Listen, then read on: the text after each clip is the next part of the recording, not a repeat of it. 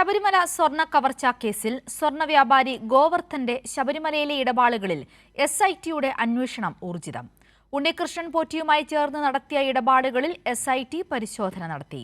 ശ്രീകോവിലിന്റെ കട്ടിളപ്പാളിയിൽ പൂശാനുള്ള സ്വർണം സ്പോൺസർ ചെയ്തത് ഗോവർദ്ധനെന്ന് കണ്ടെത്തൽ. ഗോവർദ്ധൻ ശബരിമലയിൽ എത്തിയതിന്റെ ദൃശ്യങ്ങൾ കൈരളി ന്യൂസിന്.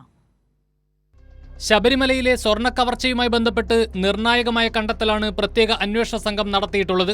ശബരിമലയിൽ നിന്നും മോഷ്ടിച്ച സ്വർണം ബെല്ലാരിയിലെ സ്വർണ്ണ വ്യാപാരിയായ ഗോവർദ്ധന്റെ കടയിൽ നിന്നും കഴിഞ്ഞ ദിവസം പ്രത്യേക അന്വേഷണ സംഘം കണ്ടെത്തിയിരുന്നു.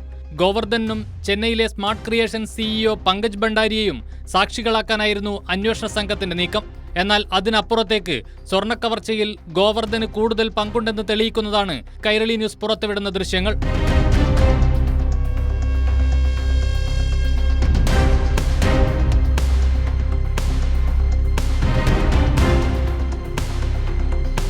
ശ്രീകോവിലിന്റെ കട്ടിളപ്പാളിയിൽ പൂശാനുള്ള സ്വർണം സ്പോൺസർ ചെയ്തത് ഗോവർദ്ധനാണെന്ന് അന്വേഷണ സംഘം കണ്ടെത്തിയിട്ടുണ്ട്. കട്ടിളപ്പാളി സ്ഥാപിക്കുന്ന പൂജയ്ക്കായി ഗോവർദ്ധൻ ശബരിമലയിലെത്തുകയും ചെയ്തു. ചടങ്ങുകളുടെ ദൃശ്യങ്ങൾ പ്രത്യേക അന്വേഷണ സംഘം ശേഖരിച്ചു. ഉണ്ണികൃഷ്ണൻ പോറ്റിയും ഗോവർദ്ധനും തമ്മിലുള്ള ബന്ധം തെളിയിക്കുന്നതാണ് ചിത്രങ്ങൾ.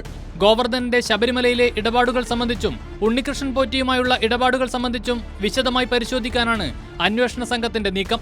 അതേസമയം മുഖ്യപ്രതിയായ ഉണ്ണികൃഷ്ണൻ പോറ്റിയുമായുള്ള തെളിവെടുപ്പ് പുരോഗമിക്കുകയാണ്.